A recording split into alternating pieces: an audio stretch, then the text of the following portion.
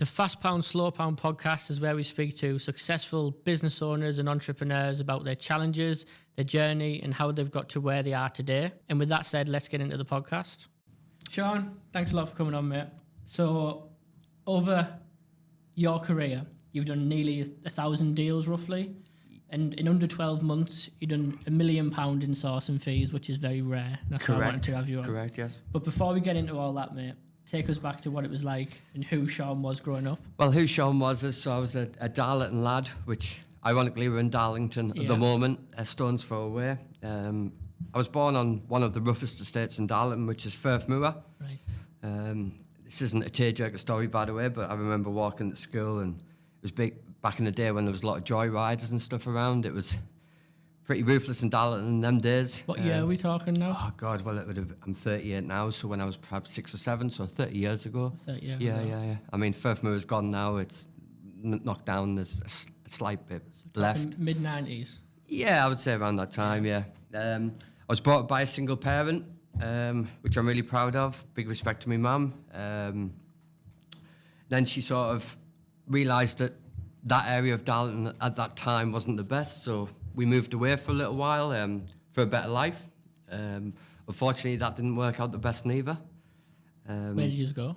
We went down south. Right, yeah. So I was sort of like, I wasn't a dropout at school, but I wasn't the cleverest of people. And it all went a bit Pete Tong in the teens, as everybody does, you know, as the real people do. But yeah, I didn't have a bad upbringing. My mum did very well. I'm not saying we're the poorest family, but we certainly weren't the richest. Council house born and bred, you know. My mum worked, had 3 jobs to keep me, so it's really good. That's basically how it started, you know. Yeah. It's gonna make a hell of a podcast.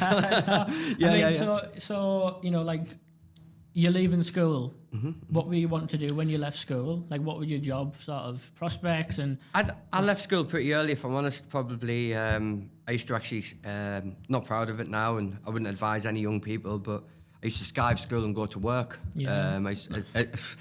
Which I'm sure back then it was a little bit different. Now I don't even think it's that much of a bad thing now, to be honest. I've got my girlfriend's little brother, like 16, or I think he's like 18 now. Over the past couple of years, he didn't, like 15-year-old, wasn't getting on at school. I was like, why don't you just take him out, put him on a building site, or just get him around like that work environment. 100%, I think that 100%, yeah, because he's not listening to his teachers in the classroom.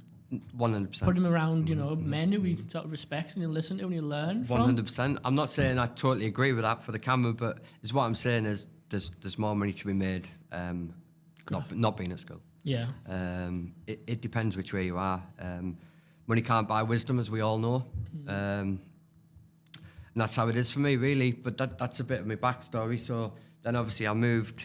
When I finished school, I left school with no GCSEs, unfortunately. Are you down south still at this point? Yeah. So I was down, and then I've come back up here.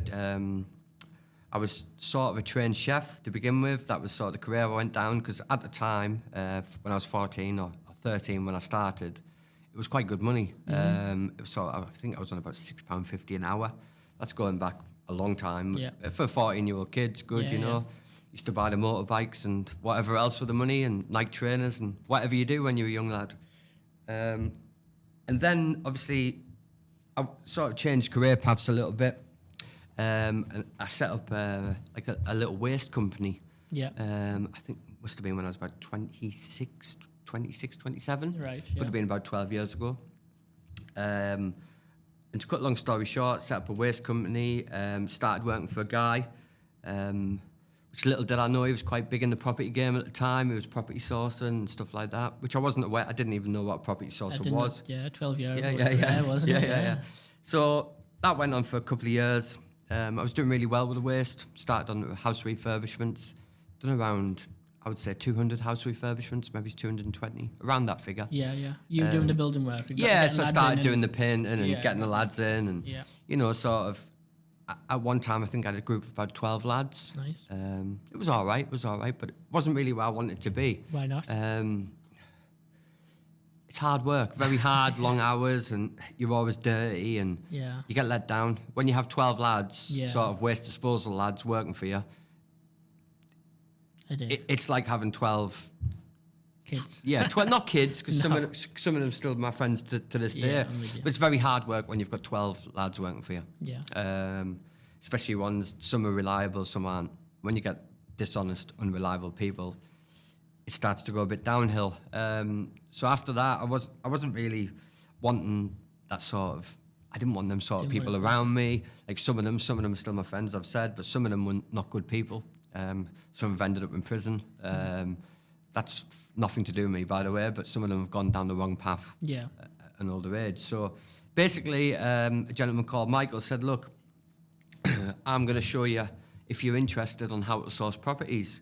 And in return, if you'd like to work for me, then it's happy days. If not, you can carry on doing the waste and stay where you are. Yeah. The rest is history. The rest is history. So still to this day, I'm still with Mike. A very loyal person.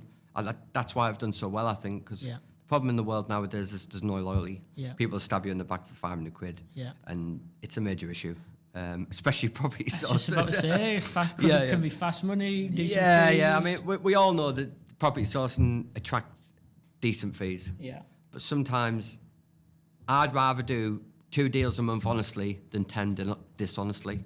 By the way, I don't do 2 deals a month, obviously, that's why I'm here, but I'm just, that's how I feel about it, really. Yeah. And as long as you're honest in this game, I think you'll do very, very well. I see property sources stacking stuff up and inventing end values, because and it's not the best, Matty, as you know, you've been in the game a long time, you know your stuff, that's why I'm here with you. You can do very well out this game financially, and it is a career, as long as you're honest. And it's the only way to have longevity, isn't it? Because you sell 10 bad deals, you imagine the amount of shit that you're going to get with that. You know what I mean? Well, I've always said you can always judge a property source if they've been around longer than 2 years. Means they're okay. Yeah. Because a lot of property sources fold in the first 12, 18 months. Yeah. I think that's for a couple of reasons. One, because they're doing something a bit dodgy, inflating end values, trying to make some fast cash. But also, I think people think it's easier than what it is. 100%. So they'll get into it. They won't see no progress 100%. In a month, 2 or 3, or they might do a deal in 3 months, and you're like, well, this is not what I signed up to. 100%. I mean, I've come across people who haven't done a deal in 6 months, or they might have done 3 every year, and it's just like, how they can make a living out of that, I'll never know. And the way I am with my life is I don't do anything part-time, so I give my full attention to one thing, and that's sort of a mistake I made early on. If you're trying to do, obviously, being a property sourcer, work your job at Asda and do pizza delivery on a night, for instance, it's never going to work for you. Never. I'm a firm believer. People say don't quit your job and do it part-time. Why? Just make the jump, do it part-time. If you're confident in yourself and you know you can do it, or you want to have a good go, I'm not saying go and quit your job. And well, in fact, I am. I'm saying if you feel strongly about something and you believe it's going to work, quit your job, move on. That's what I did. COVID, I was working as an accountant, and I was like, I'm just quitting. I don't want to do it. It's not what I want to do. I want to be in a property. And I think it's the mentality of like not giving yourself that other option of it not working. 100%. You know, like, so when you haven't got the option of a fallback or the potential of it not working, you know, you put a bit more positive pressure on yourself to actually. Well, I call that poverty driven. Not because it means you're in poverty, just purely because if you wake up in the morning and you know you need to make £100 or £1,000, whatever it may be, you're making that money. You're making that money. If you're not going home until you've made that money, in my eyes. Mate, you couldn't be more right. Honestly, like I sold the business in January, and I feel myself get a little bit comfortable, you know. The phone calls I should be making, they take 3 days to make. And I'm like, no, 100%. When you've got a bank full of money, it's totally different. But it's one thing I will say is no matter how much money I've got, if I had £10 or 10 million, I'd get out of bed on the morning, I'd go to work. I love work. Why do you think that is? Why do I think that is? I mean, I don't go on holidays. People say, oh, you must go on 5. No, I don't. I really honestly don't. I'm very humble. I keep my feet firmly on the ground. Have you got family and stuff? Yeah, I've got 2 little girls. You've got 2 little girls, nice. Yeah, I've got 2 little girls. I've got obviously over half the mother of the kids. But But yeah, I've only got 2 little girls, which I didn't have until I was 29, so I left it, not late, but I think it's a good age, you know. Yeah, I think it's I've a good said age. my first. Yeah, well, congratulations, congratulations. How old's your Ben? She's just gone 6 months, Oh, and I'm 29 in February. It's the same sort of age. Yeah. I think it's the best time. Yeah. I think I was still a boy probably till I was 25. I was still, Yeah, 25, 26. Yeah. I didn't move out till I was 25. Oh God, well I was out. I think I was out when I was 17. The 24, first I think 24, 25. Yeah. So yeah, like with like, how come you don't go on holidays and stuff for them? I do go on holiday. I do go every now and then, but mostly they go on holiday by themselves because I'm either busy at work or. Do you just love it? I do love it, yeah. I do love it. I do love it. Property's my thing. I enjoy it. And when you've sort of in your life, I mean, I was probably, chances are, if you were to write me down the piece of paper where I'd come from and stuff like that, chances are I was going to work. No disrespect to anybody, by the way, but the chances are I was going to be stuck in a chefing job on 25 grand a year for the rest of my life. And there's nothing wrong with that, by the way. But I think everybody deserves a chance, and I got a chance, and I grabbed it and I strangled it. Yeah. And still to that day, I'm still in the same with the same gentleman. We've got another guy on board as well. But is what I'm trying to say is, you've just got to be loyal, and that's something I've had drummed into me since an early age. It doesn't matter to me if you've got 1 pence. Again, I'm going to stress to this: I'll sit at the table and eat with people who've got nothing. I'll sit at the table with people who've got 5 million quid. And that's the beauty of me. Yeah. And I'm just the same as I am today, Matty. I won't change. I won't change the way I speak for anybody. No. I won't do anything like that. I'm Sean. If you don't like it, you don't have to deal with me. It's that simple. It sounds it's good though, because you're confident in who you are, aren't you? Yeah. Well, for a long time I wasn't, Matty, to be honest. And if I'm truthful, as I said, I've been asked on a few of these podcasts, and I've never gone on because they're not my sort of people. Yeah. They're sort of people who've been at university and stuff. They're just not my sort of people. They've got nothing that I want to hear from them. Yeah. They can't teach me how to find properties because, without sounding like an egotistic prick, Yeah. I've got some of the best numbers in the country. Yeah, absolutely. I haven't seen I tell you the first time I seen you, Sean, was actually on TikTok. Yeah. And you were just talking about the deal, and I thought that's a well put together video, and it's like a northeast accent and it's northeast tales. I thought, oh yeah, that looks good. And, well, then the next time I seen you from that, you were holding the 1 million ClickFunnels plaque. I thought, wow. So that's for our company. So basically, I'm not a director because I'm pretty sure people start searching me and blow me apart. Am I bothered about that? No. I am a shareholder. I get paid. I make a lot of money. Not saying that, but I make good money. Yeah. There's a couple of partners in the business. Vijay Singh.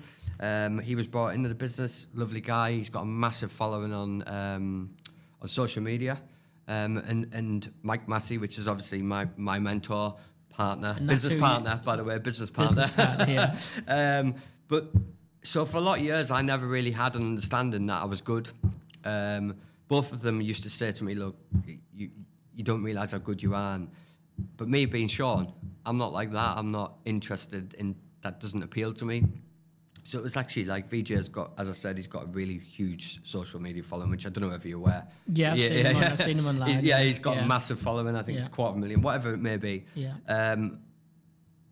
But truthfully, I haven't really had an understanding on how actually good I am until the past 7 months. Yeah. And then obviously since I started going on social media. Yeah, because were you not on social media before? No, I wasn't interested. I've had my head too much in the game. And then I started just seeing. Because so when I first started, I was like all in on social media because that's how I'm going to get clients. So there's nothing wrong with that, mate. If you start now, you've got to focus majority on your time. 100%. Well, it's an easy way of getting investors for the newbies out there. But I didn't really understand how good I was, and I think that made me even better because it's a bit like. I kept myself under wraps, really, and I wasn't really interested in any hype, which I'm still not. Yeah. And that's why people say, God, he's really humble. And I'm not interested about what everybody else is doing, either. It's never really affected me. So people say, other sources in the North East, there must be a competition. No. The good ones I speak to, and I will. Yeah. And I, if I see them and there's on the same viewing, how are you doing? Yeah. Are you keeping all right? How's your family? Yeah. There's none of this sort of, sorry, I'm tapping my hands, nerves. But there's none of this like some people say to me, oh, they're nicking your deals. No, they're really not. There's enough deals in the North East for everybody. And if you're good at your job, it's better to get on with other sources rather than... Pass deals to you pass deals to them. Don't get me wrong. Well, I would never tell them what properties I'm viewing or anything, but the good ones I speak to, Matty, I've got time for the good ones. It's the bad ones, the ones that get on social media, and I don't know if we can go down this street, but the cameras will. But basically, like converting 2-bed, 3-bed houses into 5-bedroom houses, en suites, and in terrible areas. Yeah. I mean, I've seen people doing them on Hartington Road, and Hartington Road. it's like bad, 1 to 300 grand. A Commercial valuation for a property on Hartington Road. Look, if you're an investor and you bought one of them deals, I hope it works for you. Yeah. But it certainly wouldn't wash for me. No. The sort of a tenants that's going to attract and stuff. I remember years and years and years ago, a number of years ago, when I first started sourcing, one of the estate agents in the North East, I'm not allowed to say their name, I guess, but I'm not going to say their name, but they rang me up and they said, oh, Sean, we've got a couple of 3 flats in a building here. I was like, oh, brilliant. How much is it? And he was like, £15,000. And I was like, I'll have it, you know? And I rang Mike Massey, which is obviously the guy who I work with, my mentor sort of guy. And I said, Mike, like, what's the script here? I've got a really cracking deal coming, 15 grand. Told him the street and he went, Sean, leave it. He said, leave it, but go on the viewing. Yeah. He said, go on the viewing for experience. So I drove down there. At the time, I think I had a 04 plate Golf diesel, knackered, drive shafts hanging out the lot, Matty. When you first start, you know, it was hard. Yeah. I remember the days, and I remember driving down there, my Golf, smoking, because it was a proper smoker, as we used to call them. And I remember pulling in the street, and there was a lookout on the end of the street, and the lookouts are still there to this day, mind. And I remember pulling in the street and saying, what are you doing here? And I was like, viewing a property. And they were like, well, do you want to buy any substances? And I was like, what is this place, you know? Not saying this isn't, I'm not getting at anybody, but it was like, wow. Wow. And like to this day, it hasn't changed much, mate. No. I mean, you're aware, you're from that neck of the woods. Yeah. And just when you see them and they're saying, look, we're going to get a commercial valuation for 300 or 350. If you do, that property is going to be trashed, God, 3 times a year minimum. Yeah, it's bad. And if you get your rent, happy days. Because I would personally say, like, you're never going to get your rent. You must have been offered to sell stuff on that road. And I have, yeah. I had a guy approach me a couple of months ago wanting to sell some stuff there. I just said it wasn't for me. I'm very pleasant. I don't say to people, if somebody tells me they've bought a property in this street and they've completed on it, all the best of it. I'm not that sort of guy to go, oh, you know, that's none of my business. As long as I haven't bought it for us, obviously, clearly they wouldn't have. But it's none of my business. I won't ever crab anybody's work unless they've vexed me. If they've vexed me and had the 2 pence worth about me, then I'll blow them apart, because I know enough to blow them apart with the knowledge. But I wouldn't ever do it just to be nasty, you know. I'm not a sort of guy. Yeah. Each to their own, you know, each to their own. But one thing I just don't approve at the minute is what we've just spoke about, is obviously the 2 or 3 bedroom properties getting turned into 5 beds. And my 9-year-old daughter could do that. She could go online, pick a property, give them full asking price, quote the refurb at 80 grand or 60 grand, whatever they're saying it is, and then get commercial valuation. Figures look good, don't they? Yeah, they look brilliant on paper. But it's when you get into it and you try to collect your rent and you're putting a window in it every week, and the tenant's got skin and nicking the boiler and selling your couch to bloody Adam down the street, you know. It's never going to wash. And it's pretty heartbreaking, really, because it's for going the on a investors, lot. it is. Yeah. It's normally the new investors that fall for that sort of stuff, isn't it? Well, it is, isn't it? Yeah, sorry. You know, so it's like naive investors thinking they're getting a good deal when actually they don't know what they're walking into. It's soul destroying. It's for me it is, but it's each their own. So you've been doing sourcing for 12 years now? No. I've been sourcing for about 8 years. About 8 years. Yeah, about 8 years. Yeah, about 8 years. And obviously you started with Mike. I'm supposing that that's the same Mike as what you. Well, I'm still with him today. But what was the transition from your point of view, from running your waste business to starting to source properties? What was the transition like for you? It was soul destroying at first. Was it really? Well, if I'm honest, I was on the road maybe 4 days. At that time, I'd shut my waste business down.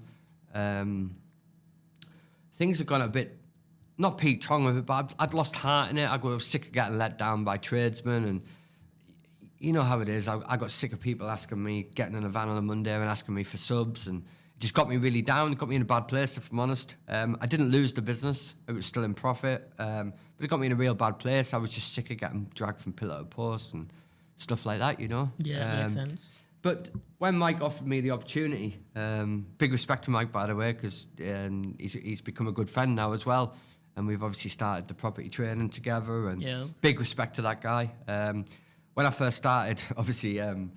He's obviously seen something in you. Yeah. So he had an established business at that point. Yes, certainly. Yeah. He did. Yeah. He had a refurb business. He was doing really well. He was ahead of the time then, wasn't he? 12 years ago. Massively. Yeah. I think he's been in the game for something like 20 years or something. Him, third generation investor. Yeah. Whatever else. But what I will say is, the people who were laughing at me at the start don't talk to me now, and it's not through falling out with me. It's because they can't believe it. So people used to laugh at me. I'm not ashamed to admit this, by the way, and I don't care what anyone thinks who's watching, really, neither. It's about me. I really don't. I don't care if they frown upon it, but I was painting the outsides of houses for 200 quid and stuff, you know? People were laughing. But if I hadn't have done that, I wouldn't have got to where I am today. And I'm not trying to say I'm anything today, by the way. That's not what I'm saying, but it's all a stepping stone. So obviously with the numbers I've done like that, would I have ever done any numbers like this if I hadn't had to go through that?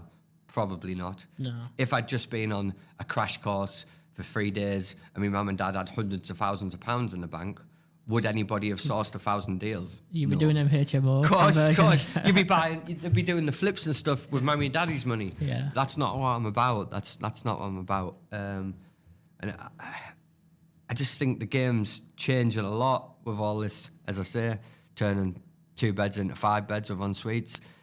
They're going to kill the game. They're going to kill the game for themselves, not for people like me, because I concentrate on the BRR model. Essays, I do the odd HMO, but it's got to stack right. I only do bricks and mortar value stuff, me. Yeah. It's the commercial valuations you can lose at any time. In my eyes, they're so easy to get down valued. They're so easy, and people who say they're not, okay, well, good luck becoming a millionaire for them. Yeah. You know, because it's never going to happen. So you say you've done the HMO stuff? Yeah. So I've sourced the HMOs. We've done quite a lot in Sunderland, a few in Darlington. But predominantly, I'm all about your sort of 2 or 3 bed BRRs, 2, 3, 4 beds. That's what I'm about. I do the odd. I've probably done a couple of 100 buy-to-lets, ready to goes, but again, I just love the BRR model. I just love it. I just think it's brilliant. So simple to understand, and everybody makes it complex. Yeah. As long as you've got all the comparable evidence and stuff like that to back it up.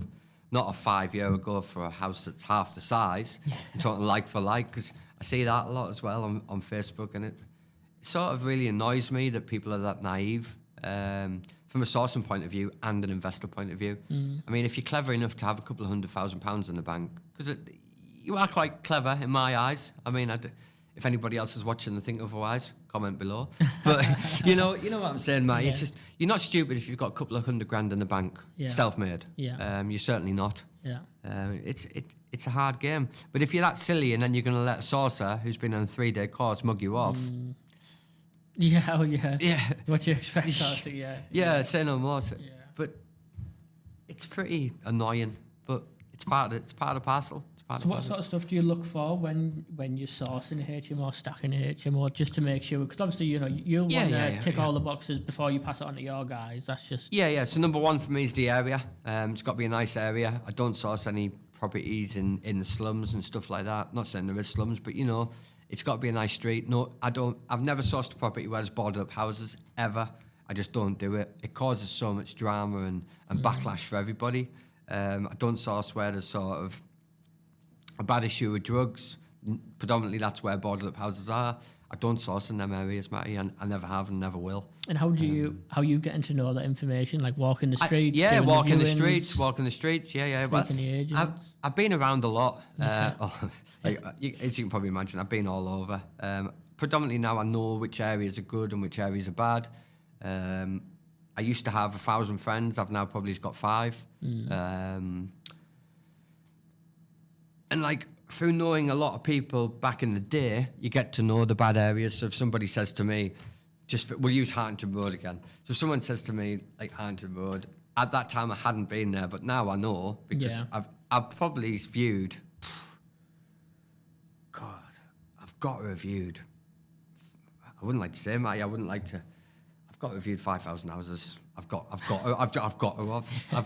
get the numbers I've done. I've got to have done that sort of thing. How many are you doing a week now? Oh, now it's a bit different for me now. So I'm just being honest. I've worked very hard for the past 5-6 years. I've got my contacts. Obviously, I don't get drip fed them because that'd be a bit sort of naughty to say. But it's what happens is when you come recommended, it's totally different. Yeah. You know yourself. If somebody says to you, Matty, I've got this guy. He's a brilliant investor. Yeah. He's highly recommended. He's got money. He doesn't question anything, and he's the real deal. Yeah. You would say, right, brilliant, let's bring him. If he's the real deal and he's not going to sort of fret over £10, which some of them do, by the way, you would work with him. So it's a bit like that with agents for me. So most of the agents who I work with, got a good relationship with. I've sort of these people become your friends over the years when you deal with them every day. And again, it's all about honesty. So if you're not going ahead with a deal, just tell them. Yeah. Just tell them. Just say, look, I've dropped the bollock. I'm not going ahead with a deal. Sorry. We've done 20 of us in the past. I'm sorry. Or my investor hasn't been the best throughout this. I'm sorry. Yeah. There's nothing wrong with saying sorry to people. People say, oh, don't say sorry, you're not a man. But of course, that's how you do business. You do business politely. Yeah. Unless somebody comes up against you. And then obviously, if you know the facts, fight back. If you don't, back off, you know. That's how I pride myself. I pride myself on it. Again, I'm going to say it 100 times in this interview, loyalty. Because nobody's got it any time, Matty. Nobody's got it. And that's why I'm sat here with you, because I do believe you're respectable and you've got loyalty. Appreciate that. Yeah, no worries, mate. I'm a good judge of character, and people have said good things about you. Again, like, they really have. I would never be sat here if there wasn't. I've knocked a good few back, honestly, before I've come in here. When you sent me that voice message, you started it off saying, I've knocked a few back, so I was getting ready to reply, fair dues, mate, no drama. And then you went, but then I'll come on. So I was because do you know why, mate? You've never asked for nothing. You've never asked for no information. You've never said, Sean, have you got any houses? You've never said, have you got any investors? You've never asked me for anything. You've just commented on my videos, liked my videos. Like I said, Sean, brilliant. There's not a lot of people. I get a lot of hate as well. The hate is like, look at the shape of your head, you're bald, your teeth. Yeah. Do you think stuff like that bothers me? Like, none of them would come and say it to you. Like, if you were stood in front of you, they wouldn't say it. You know what I mean? Yeah, exactly. That's social media. For yeah. Of course it is. I'm not shy. If somebody come and like said me head was a funny shape, I'd box them in. I'm not ashamed, mate. I'm a normal lad, and that's the beauty of this game. You can be successful and normal. You don't have to try to be something you're not, and that's why I love property, because of people's business and people love that. I've had investors come up from London, and I've got investors with 30 grand. I've got investors with millions, and like, don't get me wrong, some are arrogant, some are. But some of them are decent people, and some of them have a lot more respect for you. A lot of my investors have asked my story. A lot of them have. Like, and I've said to Mike, like, as my mentor, like, back in the day when I first started and I was first taking investors out, like, Mike, do I tell them my story? And he's like, tell them your story, mate. Tell them how you started in the skip. Tell them that. Because rather than say, I've been to university and filling full of rubbish, they've got a lot more respect for you, and they want to work with somebody. Trust me now. Anybody who comes from nothing and becomes half of something and knows the stuff, people want to work with, rather than if you've been sort of born into a family and inherited millions of pounds. Because I do believe that makes you a little stuck up. I really honestly do. There's nothing worse than somebody who's been born into money and thinks that the dog's bollocks. There's nothing worse, buddy. Nothing worse in this whole world. Yeah. They're just arrogant, horrible people. Yeah, 100%. 100%. And I would rather sit at a table, as I said before, and eat crumbs with bums, so to speak, right? Rather than than eat dinner with people who are going to stab you in the back or try and steal your wife, or Yeah. And a lot of people only think that because a lot of, especially nowadays. I mean, I watched like an interview the other day, like a podcast, and there was a guy on there, and he was like, my teachers told me I wouldn't be anything, and now my T-shirt's worth more than my teacher gets in a month. Mate, you're still a knob. You're still a knob, mate. Yeah. Like, do you know what I mean? Yeah. You're still like that. And it's just really frustrating. I mean, it costs nothing to be nice. And that's where I am. That's where I am. And I suppose I've learned that off my mum, mate. It's all about respect. It's all about respect. I'd never disrespect. I'd never be funny with a woman. I'm just that sort of all-round, I like to think I am, nice, genuine guy. All-round good guy. Yeah. But on the same note, if you upset me, I'll sharp tell you. Yeah. I won't hold back. But I think that, that's how we've done all right. Just being a genuine, nice guy. Yeah, 100%. I mean, like £1 million of sourcing fees in under 12 months. That's just ridiculous. Yeah. The volume, so every single one of them properties are brought into the business. Wow. Every single one. So that's on a $5,000 fee. That's 200 properties. Around that figure, yeah. No, it's that's exactly right, isn't it? Yeah. Obviously, that was plus VAT as well. It was $1 million plus VAT. Obviously, I know the VAT doesn't matter, but it does really. It's still on the invoice. Yeah, People have still paid us that money, So it was $1 million plus VAT. But again, that was, as I spoke about before, VJ. VJ's come into the business and respected, genuine, nice guy. And I suppose respect to VJ as well, because he's sort of made me realise that I know what I'm talking about. And that's come from Michael and VJ. Yeah. But that's why I've got a lot of respect for VJ as well. What are the biggest things? I mean, you've mentioned Mike a few times now. Yeah. Business partner, mentor. Yeah. The person who gives you your opportunity. What would you say the biggest things you've learned off Mike? Doesn't matter where you came from, and just be yourself. Be loyal. Be loyal as well. Does Mike have a similar background, or is he born from money, or what? I don't really want to. He's come from a stable life. Yeah. I wouldn't say he's sort of like come into the world of millionaire, because he certainly hasn't. But as what I will say is, the guy's he's self-made just like me. He's done it himself. He's done it with no help. He's done it with no help, and he knows his stuff. If I rang him now and I was stuck for some information, which I'm not, by the way, now, but if I was, he answers the phone to me at 12 o'clock at night. That's the sort of guy you need behind you. And that's why we started the property training thing together, because it's just like, if I can do it, there's no reason why Joe Bloggs can't do it. Like, there's really not. So I'm a down-to-earth person. Mike's a lot more business-headed than me. Mike's a lot more, sometimes I'm not professional. Sometimes if I don't like something, I'll sharp tell you, and I've got a bad tongue. So that's the difference, I'm sort of the guy out there on the street, banging the deals in, and Mike sells them. That's how we work. That's how we've always worked. That's how we always will work. Yeah. It's as I said, we've become friends. It's a partnership. It's all about loyalty as well. He could have over the past 7 years, I've had my ups and downs. I've just come back from a broken leg, bad accident there, broke 3 bones in my leg, my shin.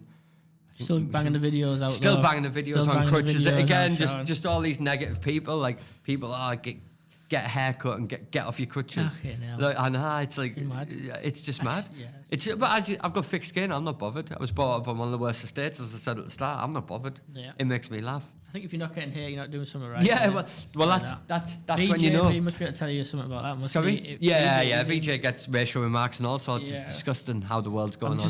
Because obviously how big his profile is. Oh, yeah, he's bound to get 100%. Isn't it? 100%. People say stuff like, "Oh, it's all load to the bank." They don't understand the situation, Yeah. He's got a lot of properties. Yeah. How did it come about, the relationship with VJ and obviously you guys then? Oh God, that's a. So VJ was one of our investors. He bought a couple of properties to start with, and then because we're such decent guys over the years, he's then sort of set up Launchpad, which is now becoming a good training company, mentorship. We've got a good lot of students. We haven't been set up long, but we've got some good students. But so basically, VJ was an investor, and then he sort of started talking to Mike and then started talking to me and blah, blah, blah. And then he's ended up coming on board and he owns a percentage in Talking Houses, which is obviously the company we're talking about. Brilliant. And then we've all set up Launchpad together. Brilliant. So yeah, obviously I haven't got as much share as obviously Vij, but it was Vij's idea. So it is what it is. I'm part of the team, so I'm happy with that. How do you see that business running alongside the sourcing business? I think it's working very well already, but as what I will say is Talking Houses is the baby. Talking Houses is the baby. And as I said, we're loyal, you know. And it's done really, really well. I mean, as we've already said, £1 million sourcing fees is phenomenal. Phenomenal. I mean, I've been blown apart online, like, oh, prove it. Rah, rah. Just waiting for the company's house stuff and then it'll all be proven, you know.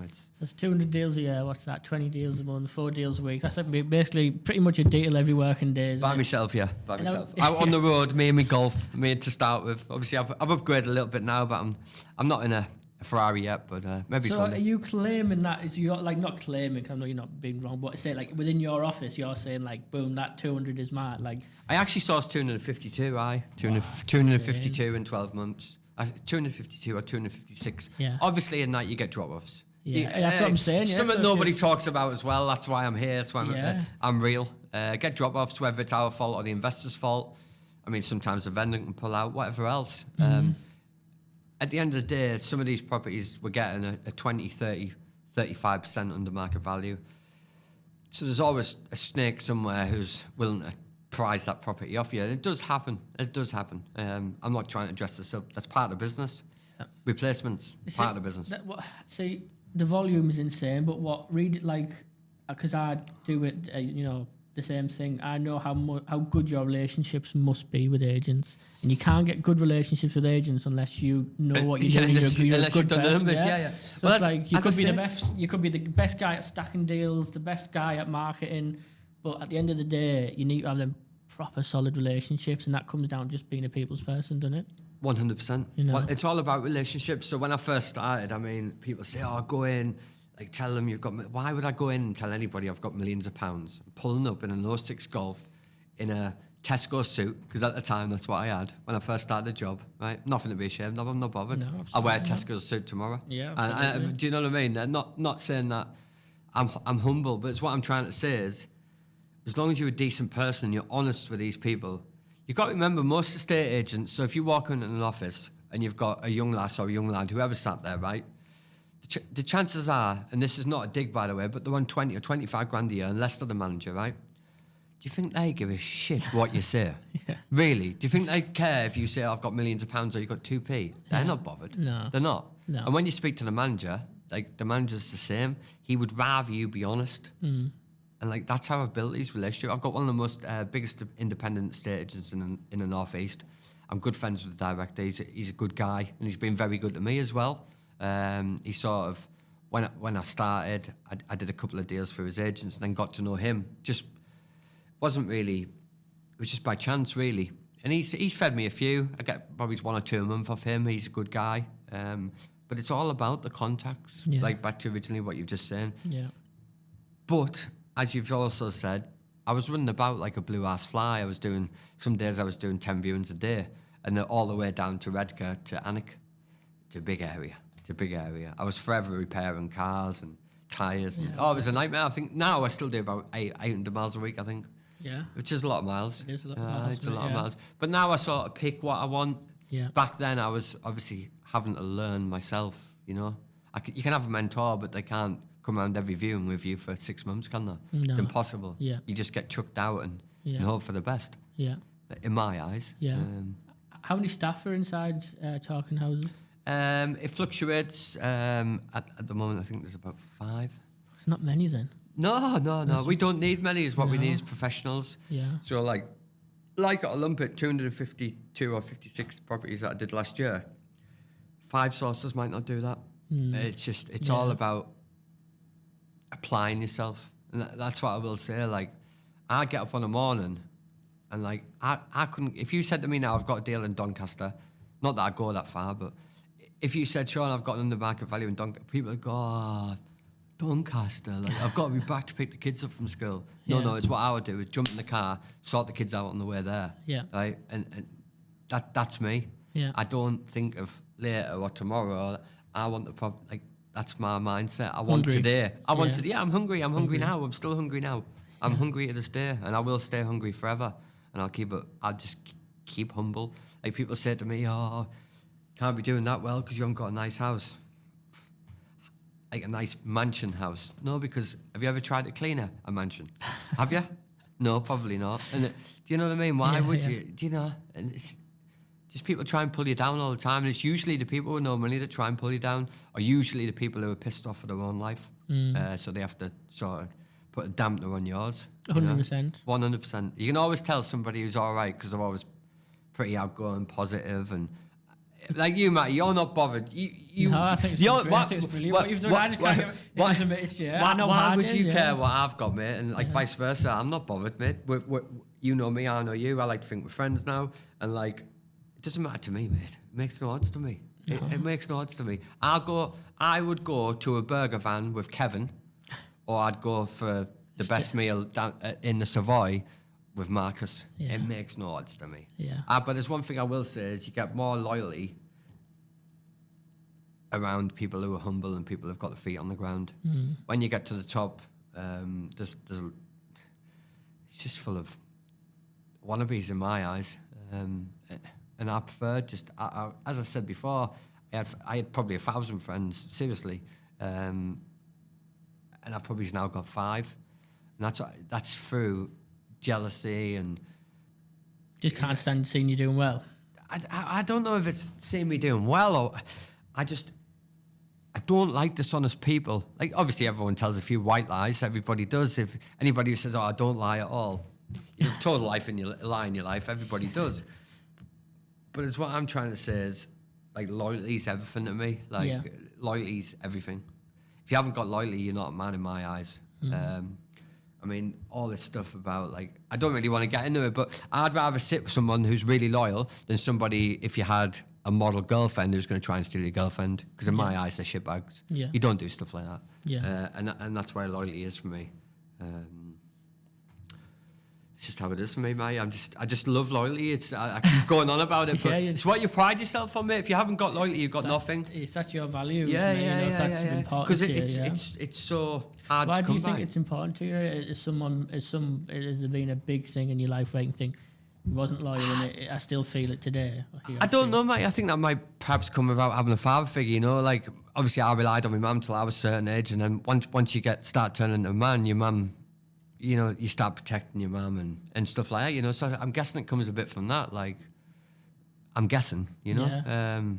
I don't really know, but she's done a good job. It worked out for me in the end. And as I said at the start, it wasn't looking good when I was probably 16. It was looking really bad.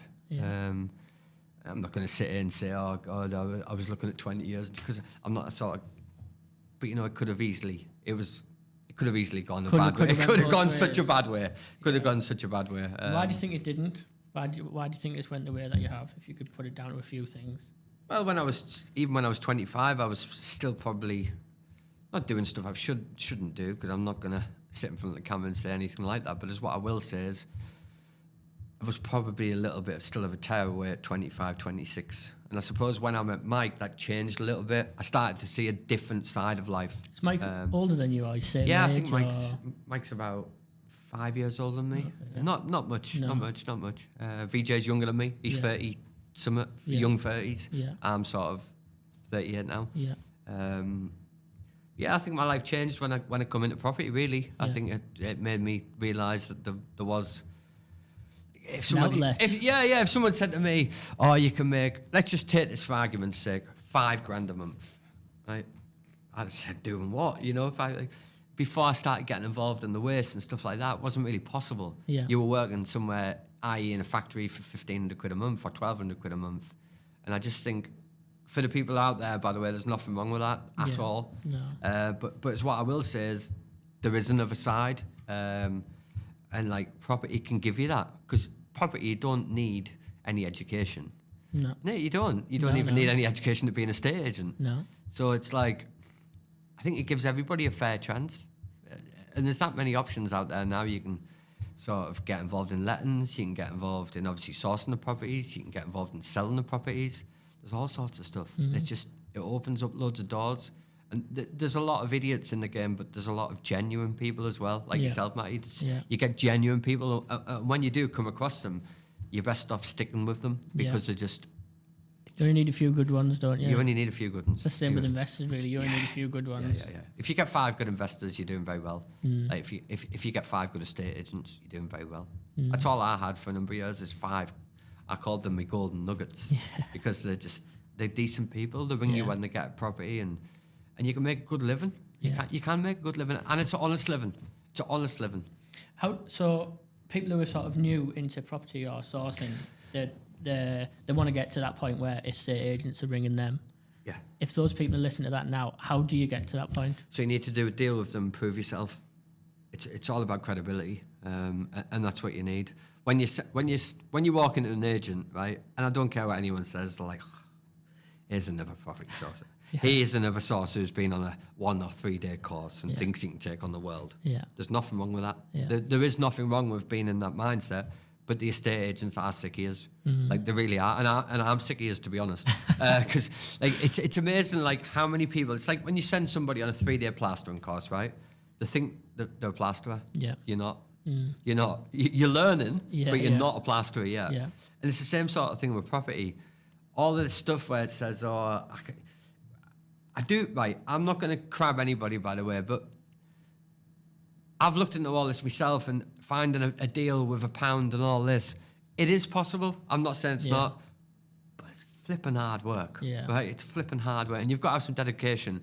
And trust me, it's not £1 because you need petrol. You need a phone. You need to get there. You might need to get to the other end of the country. That costs you 350 quid. Yeah. And it's just like, it's not £1 really.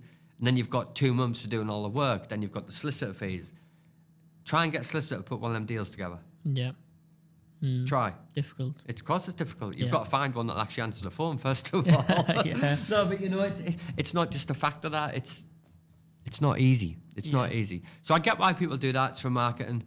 But in my eyes, you need to be trained. You need to be mothered a little bit. You need a mentor, or you need somebody, you know, sitting in a room with 100 people or 200 people, some of them are. Do you not think there's going to be someone in that room better than yourself? There's somebody more hungry. And you know, it's always going to happen in my eyes. You need to like be a little. You need mothering a little bit. Everybody does. Anybody who says they don't, they're lying. In my eyes, right? Because you can't just step in the property again and think you're going to take over. There's some big fish involved in property, and there's always somebody more knowledgeable. 100%. Always. Are you into sort of educating yourself still, personal development? Yeah, of course I am. Yeah, I still watch stuff online and stuff like that. Most of it is garbage, but it really is. It really. They don't tell you the facts. Yeah. They don't tell you. If you think you're going to come in and make 100 grand a month straight away, you couldn't be any further from the truth. Yeah. That's never going to happen. I think if you got your head screwed on and you want to get into deal sourcing, but sorry, we're getting off the subject. I think you can easily make sort of 15 grand a month, 20 grand a month if you knew what you would, if you had the right education. I really do. Yeah. Personally, I mean, if you can't find a couple of deals a month and sell them for 5 grand, you've been trained by the wrong person. Yeah, that's what I put hand on heart. I think. But back to I still educate myself. Yeah, I really honestly do. You can't get enough education, especially in this game, because people are starting to sort of part with a lot of money to become the best. But again, because I've got them numbers. It's a bit different for me because I just keep going and going and going. My numbers are still building every day. I mean, I've been out this morning and bought a lovely one, little cheapie, 35 grand, nice area. Nice. And I know people are going to think 35 grand, you're in the slums. No, it just needs a lot of work. Yeah. Needs a 30 grand renovation. Yeah. It's like, what's the end value? 85 on that one, so it's not too bad. Yeah. It just figures just about stack. I'm not like, and a lot of these other sources inflate the values. I don't. I bring them down a little bit. So the value, say if the end value is 80,000, I might say to the investor is 75, because guess who's their favourite person if it comes in at 80? Exactly. Of course, and they're going to come at you again. Yeah. Rather than over-exaggerating, sort of massage them so it comes in over, you know, and it gives you better results. 100%. Everybody's happy. if your investor's deal comes in $5,000 over, you flavour them and they recommend you to 3 other friends. Yeah, true. If it comes in 15 grand under, you're in the shit. Yeah. You're in the shit. And like, you know, and one bad deal can ruin you, especially the way social media is now. Yeah. Because the sharps say you're bad deals, but if you've had some good ones, they don't comment. I think to this day, and another thing as well, as a sourcer, if you're looking for a thank you, you're never going to get one. Yeah. It's like, I think I've had, in my in over 1,000 houses now, I've had 5 investors ring me and say thank you. It's just crazy like, that. yeah, it's crazy, isn't it? That, Crazy. yeah.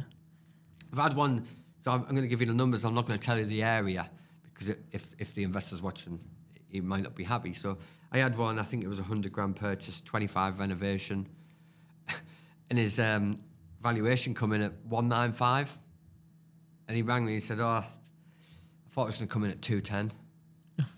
I mean, come on. Yeah. This guy's had 75, you know, it's 75 grand profit. Yeah. Obviously less fees and tax, all right, because I know they'll pull me apart for that as well online. But, you know, he's had 75 grand like gross, you know? Yeah. And it's like, not even a thank you. And you thought you were going to get 85 grand. Yeah. I only said it was worth 160. Yeah. I was flabbergasted when it come in at 195, I'm honest. Yeah. So a guy who thought he was going to leave some money in the deal actually got his money out plus some. not even a thank you. But I've got thick skin now, you know what I mean? I'm not bothered now. I used to get disheartened at the start by it. I did. Anybody would. Like when you do a good job, you think you should be praised for it. Yeah. No, it's what you've done is you've done your job. You've done your job. Why would you get a thank you for doing your job? Yeah. And that's basically where sources go wrong. Because it can put you on a downward spiral. Of course it can. If you do loads of deals and you think you're King Kong and nobody's saying thank you, all men like the last saying, "Oh, you've done well, darling," or you know what I mean. If you're not getting no reassurance off nobody, it's a lonely world, sourcing. It's a lonely game. 100%. You sat in your car all day by yourself. And Yeah. It is. Yeah. It is. You've got all the snakes trying to take stuff off you and trying to. Looks so sexy online, though, doesn't it? Oh, of course it does. Of course it does. It's amazing how these mentors dress it up. It is, isn't it? It's true though. It looks so good. It's a numbers game, isn't it? You know. Yeah. Ring people, view stuff.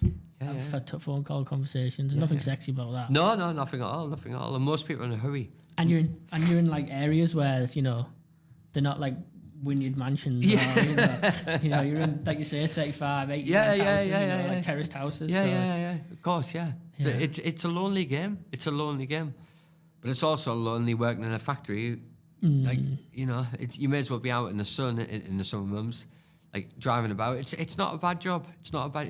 It's ideal. So I love it. I love it. I wouldn't change it for anything in the world. Yeah. Somebody says to me tomorrow, "Look, we're going to give you 20 million quid to set something up." I'd say, "No, thanks. I'm happy sourcing." Would you really? Yeah, I love my job. Wow. Love my job. Well, the way I see it, if you love your job, you never work a day in your life. Exactly. Yeah. And that saying for me stuck with me for quite some years now. And if you're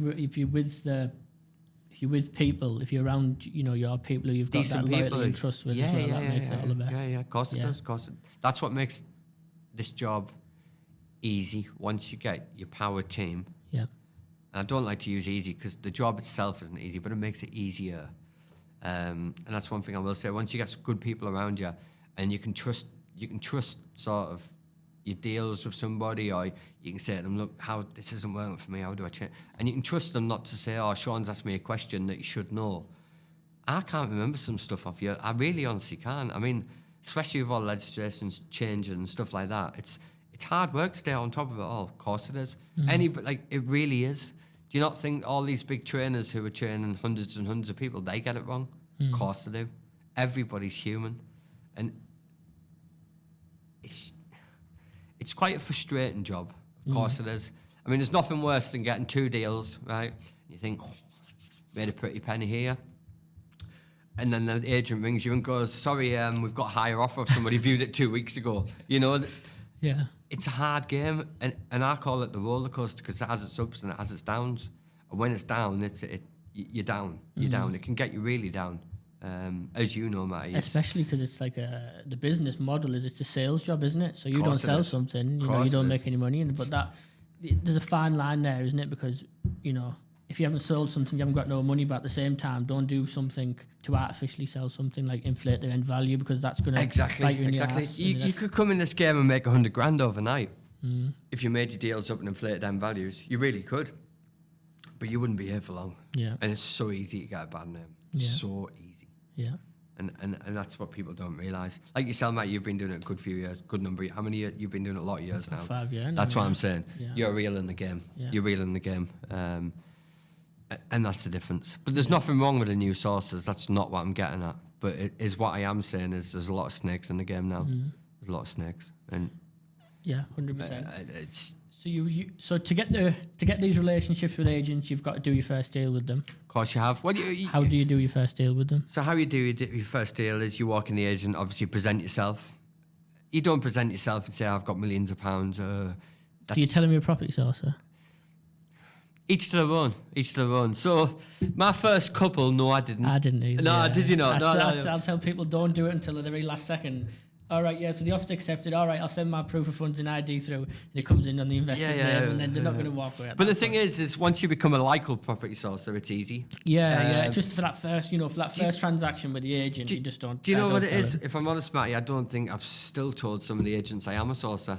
They've just sort of gathered it themselves. Yeah, of course they do. And once they realise you're a truthful one, they'll stick with you. Yeah. Because let's be honest, it makes their job easier. 100%. If you're a good one. Yeah.